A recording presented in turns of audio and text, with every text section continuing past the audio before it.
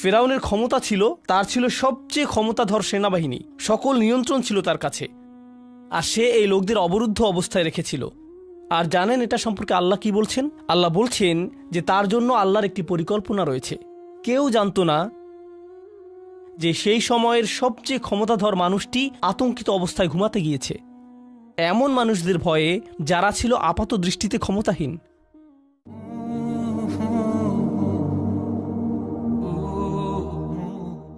আজকের খুতবাটি এমন কিছু আয়াতের জন্য উৎসর্গকৃত যা সূরা গাফিরের অন্তর্ভুক্ত।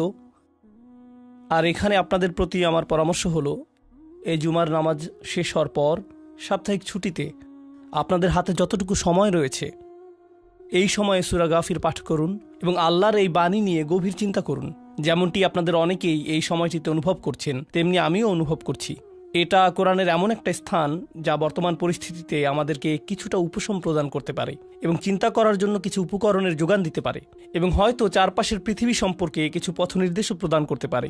যে আয়াতগুলো আপনাদের সামনে আলোচনার জন্য আমি বাছাই করেছি তা হলো মূসা আলাইহিস সালামের ঘটনা সম্পর্কিত একটা অনুচ্ছেদ, যে ঘটনা কোরআনের অনেক অনেক স্থানে বর্ণিত হয়েছে, কিন্তু এখানে সূরা গাফিরের ঘটনাটি অন্য স্থানগুলোর চেয়ে আলাদা ভঙ্গিতে বর্ণিত হয়েছে। এর অবস্থান অনন্য। প্রথম যে আয়াতটি আমি আপনাদের সামনে পাঠ করছি তা হলো, আল্লাহ আজ্জা ওয়া জাল্লা মূসা আলাইহিস সালামকে ফেরাউনের কাছে প্রেরণ করেছিলেন, আর তিনি এই সম্পর্কে বলছেন বি আয়াতিনা ওয়া সুলতানিম মুবিন, অর্থাৎ আমাদের আয়াত এবং সুস্পষ্ট কর্তৃত্ব সহকারে।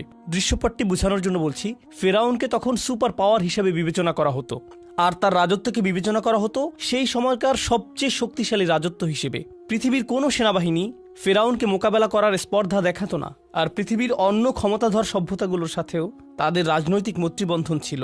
অন্য জাতিগুলোর রাজপরিবারের সদস্য এবং রাজপুত্রগণ ফেরাউনের সাম্রাজ্যে এসে প্রশিক্ষণ গ্রহণ করত। তো ফেরাউন রাজবংশ ছিল সেই সময়ের সুপার পাওয়ার, অর্থনৈতিকভাবে, সামাজিকভাবে, রাজনৈতিকভাবে।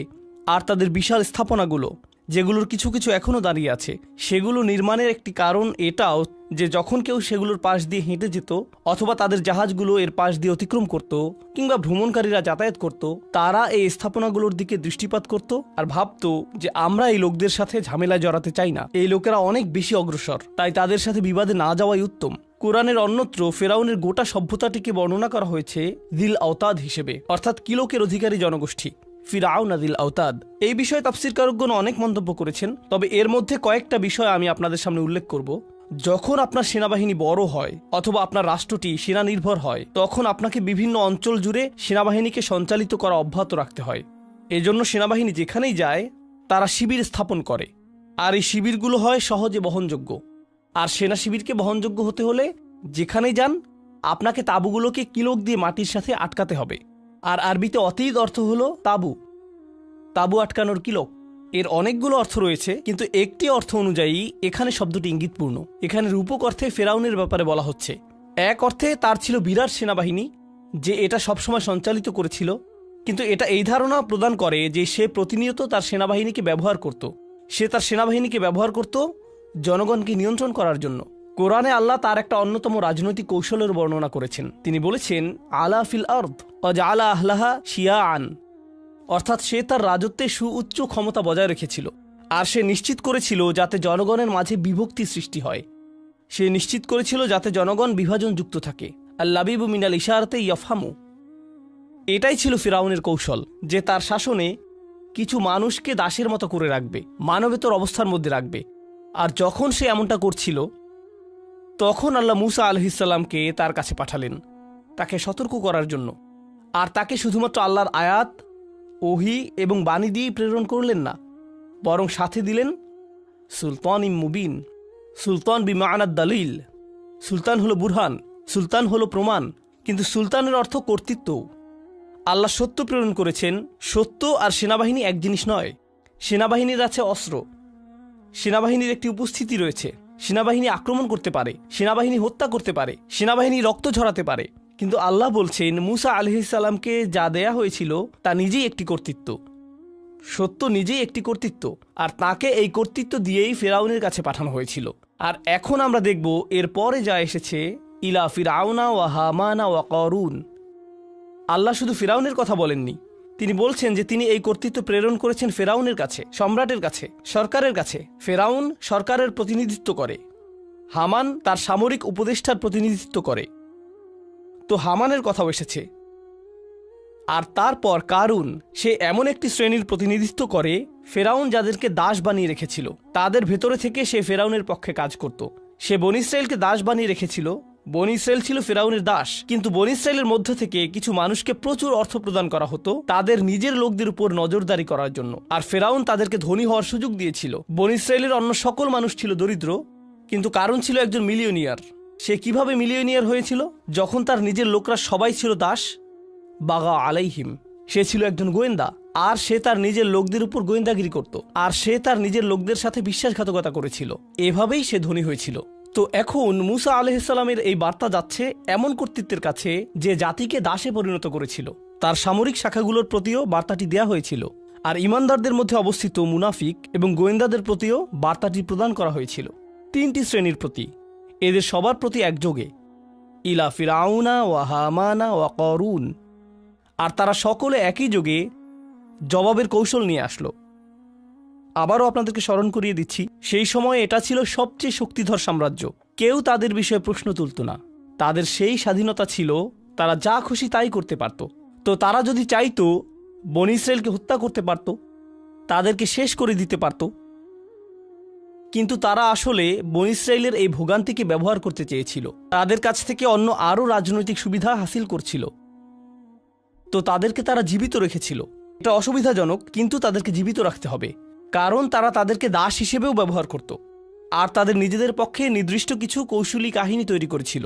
তো এটা ছিল রাজনৈতিক কৌশল। ফেরাউন যদি তার নিজস্ব পন্থায় কাজ করত, তাহলে তাদেরকে শেষ করে দিত, কিন্তু ঠিক তখনই সে এটা করতে পারছিল না। তো পরবর্তী সর্বোত্তম পন্থা কোনটি? আমরা তাদেরকে সামরিকভাবে দমন করতে পারছি না, আমরা শুধু এটা নিশ্চিত করব যে আমাদের নিজেদের লোকেরা এবং যারাই বাইরে থেকে আমাদের কাছে আসে, অর্থাৎ বিশ্ব, যাতে তাদের প্রতি আমাদের দেখানো পন্থায় দৃষ্টিপাত করে। কিভাবে তারা তাদেরকে দেখবে? কৌশলটি ছিল ফাকালু সাহিরুন কাযযাব, অর্থাৎ মুসা হলো জাদুকর, সে একজন মিথ্যাবাদী। এই মানুষগুলো মিথ্যাবাদী, তাদেরকে বিশ্বাস করা যায় না। সে যেই মানুষদের প্রতিনিধিত্ব করছে তারা মিথ্যাবাদী। সংবাদ মাধ্যমের এই গোটা প্রচারণা ফেরাউন সৃষ্টি করেছিল, এটা নিশ্চিত করার জন্য যে সবাই যাতে বিশ্বাস করে যে ফেরাউন আর তাদের লোকেরাই আসলে হুমকির মুখে রয়েছে। বনী ইসরাইল এবং মুসা আলাইহিস সালামই হলেন হুমকির কারণ। ওয়ায়াযহাবা বিতরিকাতিকুমুল মুসলা, অর্থাৎ না না না, এই লোকেরা তোমাদের জমি দখল করে নিতে চায়। ইউরিদু আন ইউখরিজাকুম মিন আরদিকুম বিসিহরিহি, অর্থাৎ সে তার নিজের লোকদের, তার সরকারের লোকদের বলতো যে এই লোকগুলো ভয়ঙ্কর, তারা তোমাদের জমি থেকে তোমাদেরকে উচ্ছেদ করতে চায়, তাদেরকে নজরদারিতে রাখো। তোমরা বলো যে কিভাবে এদেরকে শায়েস্তা করব। সে এই মিথ্যা প্রচারণাটি উদ্ভাবন করেছিল এটা নিশ্চিত করার জন্য যে তার নিজের লোকরাও যাতে বিশ্বাস করে যে এই লোকেরাই হলো হুমকির কারণ, এরা ভয়ঙ্কর। আমরা যদিও এখন সূরা গাফিরে রয়েছি, কিন্তু আল্লাহ সূরা কাসাসে বর্ণনা করেছেন ফেরাউনের ক্ষমতা ছিল, তার ছিল সবচেয়ে ক্ষমতাধর সেনাবাহিনী, সকল নিয়ন্ত্রণ ছিল তার কাছে। আর সে এই লোকদের অবরুদ্ধ অবস্থায় রেখেছিল। তাদের বসবাসের এমন অবস্থা ছিল, আপনি যদি কোরআন এবং বাইবেলে উল্লেখিত বনী ইসরায়েলের বর্ণনা দেখেন, তাহলে আপনি এটাকে বলবেন উন্মুক্ত কারাগার। এটাই আপনি বলবেন। এই অবস্থাতেই সে তাদেরকে রেখেছিল। আর জানেন এটা সম্পর্কে আল্লাহ কি বলছেন? আল্লাহ বলছেন যে তার জন্য আল্লাহর একটি পরিকল্পনা রয়েছে। ওয়ানুরিয়া ফিরআউনা ওয়া হামানা ওয়া জুনুদাহুমা মিনহুম মা কানু ইয়াহযারুন। আল্লাহ ফেরাউনকে, হামানকে এবং তাদের সেনাবাহিনীকে দেখাতে চেয়েছেন এমন জিনিস যার ভয় তারা সবসময় করত। আল্লাহ তাদেরকে দেখাতে চেয়েছেন যা তারা ভয় করত। এই আয়াতটি চমৎকার, কারণ এখন আল্লাহ আমাদেরকে বলছেন যে ফেরাউন আতঙ্কিত। তোমার কাছে সেনাবাহিনী রয়েছে, তারা হলো দাস। তোমার কাছে সকল অস্ত্রশস্ত্র রয়েছে, তারাই হত্যার শিকার হচ্ছে, তারাই ক্যাম্পে রয়েছে, আর তুমি পৃথিবীর সর্ববৃহৎ প্রাসাদে রয়েছ। তোমার কাছে সকল নিরাপত্তারক্ষী রয়েছে, সকল সংবাদ মাধ্যমের মালিকানা তোমার, আর তুমি এখন ভীত। তুমি রাতে ঘুমাতে পারো না, তুমি দুঃস্বপ্ন দেখছ। ভেতরের এই খবর একমাত্র আল্লাহই দিতে পারেন। কেউ জানতো না যে সেই সময়ের সবচেয়ে ক্ষমতাধর মানুষটি আতঙ্কিত অবস্থায় ঘুমাতে গিয়েছে, এমন মানুষদের ভয়ে যারা ছিল আপাত দৃষ্টিতে ক্ষমতাহীন। মা কানু ইয়াহযারুন। তো এখন এই আয়াতগুলোতে ফিরে আসছি। এই খুতবাটি সম্পূর্ণ, এই খুতবাটির বিষয়বস্তু হলো ফেরাউনের কৌশলগুলো উপলব্ধি করা সে আতঙ্কিত। তাকে এই লোকগুলোকে নিয়ন্ত্রণ করতে হবে। সে কি করবে? কোরআনে আল্লাহ তার কৌশলের উল্লেখ করেছেন যাতে আমরা তার পরে আসা প্রত্যেকটি ফেরাউন সম্পর্কে জানতে পারি। এটা কোরআনে বর্ণিত কৌশলের নকশা প্রত্যেক ফেরাউনের জন্য যারা সেই ফেরাউনের পরে আসবে। আসাতিরুল আউয়ালিন, এটা শুধুমাত্র আগের যুগের ঘটনা না। ফিহি যিকরুকুম, এটা তোমাদের কথা বলছে, তোমাদের পরিস্থিতি। তো এখন ফালাম্মা জাআহুম বিল হক মিন ইনদিনা ক্বালু, যখন সত্য এসে উপস্থিত হলো এবং এটা পরিষ্কার হলো যে সে অন্যায় করছে, এর কারণ মুসা আলাইহিস সালাম যখন আসলেন, প্রথম যে দাবি মুসা আলাইহিস সালাম করেছিলেন তা হলো আন আরসিলা মাআনা বানি ইসরাইল, তোমাকে এই মানুষগুলোকে ছেড়ে দিতে হবে। তারা তোমার দাস নয়, তারা আল্লাহর দাস। তুমি তাদেরকে দাস হিসেবে রাখতে পারবে না, তুমি তাদেরকে এই ক্যাম্পে রাখতে পারবে না। এটা ছিল মুসা আলাইহিস সালামের প্রথম দাবিগুলোর একটি। আর যখন এই দাবিটি স্পষ্ট হয়ে গেল, ফেরাউনের জবাব কি ছিল? আল্লাহ তার জবাবের বর্ণনা দিচ্ছেন, উকতুলু আবনা আল্লাযীনা আমানু মাআহু, তার প্রতি যারা ঈমান এনেছে তাদের সন্তানদেরকে হত্যা করো, তাদের সন্তানদেরকে হত্যা করো। তাদেরকে হত্যা করাতে আমাদের আগ্রহ নেই। তাদের সন্তানদেরকে হত্যা করার মাধ্যমে আমরা তাদের মনোবল ভেঙে দিব। তাদের সন্তানদেরকে লক্ষ্যবস্তুতে পরিণত করো, শিশুদেরকে লক্ষ্যবস্তু বানাও, আর যথেষ্ট সংখ্যক নারীদেরকে জীবিত রাখো। তারা শিশু জন্ম দিতে থাকবে। যদি তারা পরবর্তীতে প্রতিরোধ গড়ে তোলার চিন্তা করে অথবা প্রতিবাদ করার চিন্তা করে, তখন আরও বেশি শিশু হত্যা করবে। তুলু আবনা আল্লাযীনা আমানু মাআহু ওয়াস্তাহইয়ু নিসাআহুম, এই লোকদের মনোবল ভেঙে দেয়া তার সামরিক কৌশলের অংশ ছিল। সে শুধু বলতে পারত যে প্রাপ্তবয়স্কদেরকে হত্যা করো। না না না না না, প্রত্যেক সামরিক প্রচারণার অংশ হলো আমাদেরকে শিশুদের হত্যা নিশ্চিত করতে হবে। এটাই ছিল তার কর্মপন্থা। উকতুলু আবনা আল্লাযীনা আমানু মাআহু ওয়াস্তাহইয়ু নিসাআহুম ওমা কাইদুল কাফিরিনা ইল্লা ফি যালাল। আয়াতটির শেষে আল্লাহ এটা বলতে পারতেন যে ওমা কাইদুল ফিরআউন ইল্লা ফি যালাল। ولم يقل ذلك، قال وما كيد الكافرين إلا في ضلال، فلم يقيد الآية بفرعون سبحانه وتعالى.